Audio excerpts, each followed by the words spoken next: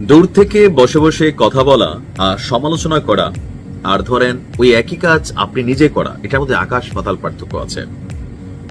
আর বিশেষ করে যখন বিষয়গুলো হয় পাবলিক ফাংশন, মুহূর্তের মধ্যে আপনাকে অনেক কিছু ফেস করতে হবে। আমরা অনেক সময় চা দোকানে বসে যারা যেই দলের খেলোয়াড় সাপোর্টিং করি, যেমন মেসি মানে গোলটা মিস করলো, সে কেন ডাইনে দিল না বামে দিল, এরকম নানান সমালোচনা আলোচনা চা দোকানে বসে করা যায়। কিন্তু কোন একটা স্টেডিয়ামে লক্ষ লক্ষ দর্শকের সামনে ওই খেলা আর চা দোকানে বসে কথা বলা, দুইটাই পার্থক্য আছে।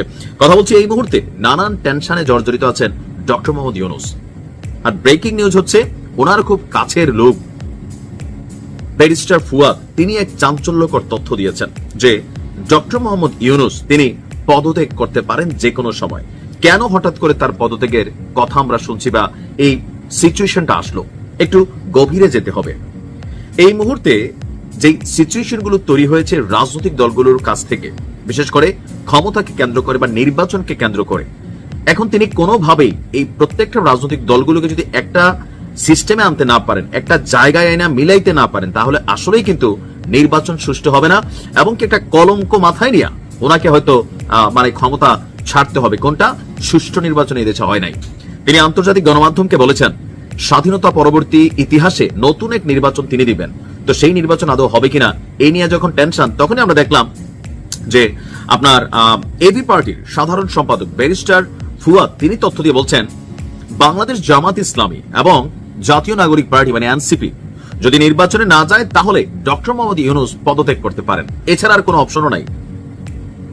জামাত ইসলাম যদি নির্বাচনে না যায়, এনসিপি যদি নির্বাচনে না যায়, বিএনপি নির্বাচনটা কারে নিয়ে করবে? তারা কি ডামি প্রার্থী দিবে? অথবা জাতীয় পার্টি তারা নির্বাচনে এসে কি প্রধান ভূমিকা রাখতে পারবে?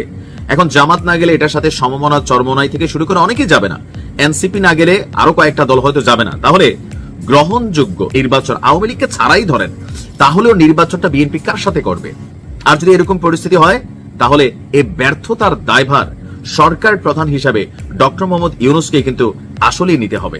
এখন রাজনৈতিক দলগুলোর এই যে অসহযোগিতা, বিচার এবং সংস্কার, এখন ডক্টর মোহাম্মদ ইউনূস তিনি নিজেও তো মালয়েশিয়া গিয়া নির্বাচন নিয়ে আবার একটু লড়চড় বক্তব্য দিয়ে ফেলছেন সিএনএ কে দেওয়া সাক্ষাৎকারে।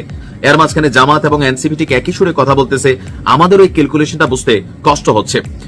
টকশোতে ব্যারিস্টার ফুয়াদ বলছেন আওয়ামী লীগ যেমন 18 এবং 73 একতরফা নির্বাচন করে নিয়ে গেছে এবং সেটা আনফেয়ারলি করছে, এবারের নির্বাচনও ফেয়ার সুষ্ঠু তবে একতরফা হওয়ার সম্ভাবনা আছে। কারণ বিএনপির ইতিহাসে প্রথমবারের মতন তাকে সিরিয়াসলি প্রতিটি আসনে কমপ্লিট করার মতন কোনো প্রার্থী নেই। সেখানে সব দল যদি একত্রিত হয়ে যায় তারপরেও বিএনপির এগেইনস্টে 100 প্রার্থী দেওয়া সিরিয়াসলি কঠিন হবে। এটা হচ্ছে বাস্তবতা যে বিএনপির বিপরীতে সারা বাংলাদেশে এতগুলো সিটে প্রার্থী কে দিবে? ওই গণ অধিকার পরিষদের ভিপি নূর, এটা জীবনেও সম্ভব না। এনসিপির তো 300 প্রার্থী নেই, জামাতের আছে, জাতীয় পার্টিরও নাই। তাহলে 300 আসনে প্রার্থী দিয়া সেখানে এই নির্বাচনটার গ্রহণযোগ্যতা ইন্টারন্যাশনালি আসলেই কমে যাবে। তো ডক্টর মোহাম্মদ ইউনূস যদি সবাইকে মিলাইতে না পারেন, তফসিল ঘোষণার সময় হয়ে আসতেছে ডিসেম্বরে, হাতে গোনা আর 3 থেকে 4 মাস সময় আছে, 3 মাস। এই সময়ের মধ্যে যেভাবে বিভাজন বাড়ছে, প্রত্যেক রাজনৈতিক দলগুলো ছোট হোক বড় হোক একে অন্যকে কটাক্ষ করে বা গুতামাইরা যেভাবে কথা বলতেছে, সেখানে ঐকমত্য হওয়ার কি আসলে কোন রকম সম্ভাবনা আমরা দেখছি না? আসলে দেখছি না। তাহলে ডক্টর মোহাম্মদ ইউনূসের সামনে আসলেই পদত্যাগ করা ছাড়া আর কোনো অপশন সামনে আসবে না, এটাও সত্যি। প্রেস সচিব শফিক ভাই মাঝে মাঝে এমন এমন কথা বলে পুরো বাংলাদেশ কাঁপাই দেয়। আজকে তিনি যেই বক্তব্যটা দিচ্ছেন, ওনার বক্তব্যটা ঠিক ওনারই পছন্দের, যে আগামী দিনে তিনি যাকে প্রধানমন্ত্রী হিসাবে দেখতে চান এনসিপির নাহিদ ইসলাম, তার দলের সাথেই তো এটা একটা বড় সাংঘর্ষিক অবস্থান এবং চ্যালেঞ্জিং ইস্যুতে ফালাই দিল। কেন কথা বলছি? ডায়লগটা কি শুনতে ভালো লাগছে। সরকারের পক্ষ থেকে এরকম ডায়লগ আসলে মানুষ সরকারের প্রতি শক্তি, সরকারের কি বলে যে স্ট্রেংথ, এই জিনিসগুলো কিন্তু সামনে চলে আসে। নির্বাচন পেছানোর মতন কোন শক্তি এই মুহূর্তে দেশে নাই। এখন এই কথাটা তিনি কখন বললেন? যখন আমরা দেখলাম যে এনসিপির খুবই শক্তিশালী একজন নেতা নাসিরউদ্দিন পাটোয়ারি তিনি আপনার বললেন যে হবে না, ফেব্রুয়ারিতে নির্বাচন হবে না, আর হইতে গেলে ডক্টর ইউনূসকে ঐশ্বরিক ক্ষমতার অধিকারী হতে হবে। ঐশ্বরিক ক্ষমতার অধিকারী কেন বললাম? যারা মারা গেছে তাদের জীবন ফিরিয়ে দিতে হবে। এখন এটা তো ভাই একমাত্র আল্লাহ পাকের ক্ষমতা, এটা কেউ দিতে পারবে না। যাদের হাত গেছে হাত দিতে হবে, এটাও আল্লাহ পাকের ক্ষমতা, এটাও কেউ দিতে পারবে না। সো একটা কনফ্লিক্ট কিন্তু নির্বাচন নিয়ে আসছে। এমনকি ওনার এই বক্তব্যের পরে বিএনপির অবস্থান কিন্তু শক্ত। অপরদিকে জামাত ইসলামও একটু কঠোর ভাষা হালকা পাতলা অ্যাপ্লাই করতেছে। এই যখন পরিস্থিতি, অপরদিকে ডক্টর মোহাম্মদ ইউনূসের পদত্যাগের সংখ্যার খবর আপনাদেরকে দিয়েছি যে এনসিপি জামাতকে একসাথে আনতে না পারলে নির্বাচন তিনি করতে পারবেন না, সো তিনি পদত্যাগ করবেন, ব্যারিস্টার ফুয়াদের বক্তব্য। এই পরিস্থিতিতে এসে আমাদের প্রধান উপদেষ্টা যিনি প্রেস সচিব আছেন শফিক ভাই, তিনি বলছেন প্রধান উপদেষ্টা ঘোষিত সময় অর্থাৎ ডক্টর ইউনূস যে সময় দিয়েছে আগামী বছর ফেব্রুয়ারি মাসের রোজা শুরু হওয়ার আগেই জাতীয় নির্বাচন অনুষ্ঠিত হবে। ওই নির্বাচনকে পেছানোর মতন কোন শক্তি দেশে নাই। অনেকটা আওয়ামী লীগ স্টাইলে কথা।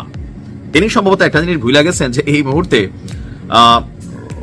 কোথাও না কোথাও এনসিপি এবং জামাত তারা যদি জোটবদ্ধ হইয়া নির্বাচনে না যায় তাহলে এই নির্বাচন পেছানোর সম্ভাবনা 90%। ইভেন নির্বাচনটা ঠিকমতো হবে কিনা সেটা নিয়েও শঙ্কা দেখা দিবে। কারণ কি, ডামি প্রার্থী ছাড়া বিএনপি বিদ্রোহী প্রার্থী দিয়েও আপনারা নির্বাচন করতে পারবেন। আর এই নির্বাচনটা কেমন লাগবে যে একতরফা নির্বাচন। আগে আওয়ামী লীগ যেমন বিএনপির ডাকছে আসে নাই, জামাত আসে নাই, জামাতে তো নিবন্ধনই ছিল না, তো তারা করছে কি ডামি প্রার্থী দিয়ে এক ধরনের নির্বাচন কইরা ইন্টারন্যাশনালি কিন্তু একটা অ্যাওয়ার্ড নিয়ে নিয়েছিল। কার্যত মানুষ হাহারিয়ে দিত যে ডামি নির্বাচন, তাচ্ছিল্যর সুরে। তো আপনার তিনি এই কথাগুলো কখন বললেন? তিনি বলেন পুরো জাতি এখন নির্বাচনের জন্য প্রস্তুত। নির্বাচন কমিশন সহ সরকারের সব অঙ্গ সংগঠন সম্মিলিতভাবে নির্বাচনকে সুষ্ঠুভাবে আয়োজনের প্রস্তুতি নিচ্ছে।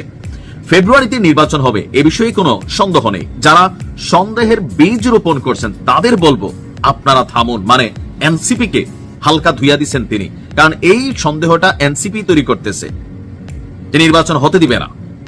এখন তাদেরকে কি বললেন? থামুন, রোজা শুরু হওয়ার আগেই ভোট অনুষ্ঠিত হবে। আর ডিসেম্বর মাসেই তফসিল ঘোষণা করবে নির্বাচন কমিশন। তফসিল ঘোষণার আগে নির্বাচন আয়োজনের প্রয়োজনীয় সব কাজ দ্রুতই শুরু হবে। তো দেশে নির্বাচনের পরিবেশ আছে কিনা তিনি বলছেন যে নির্বাচন শান্তিপূর্ণভাবে করা সরকারের দায়িত্ব। সরকার নির্বাচন কমিশন নিয়ে কাজ করছে, পাশাপাশি সামাজিক দায়িত্ব রয়েছে।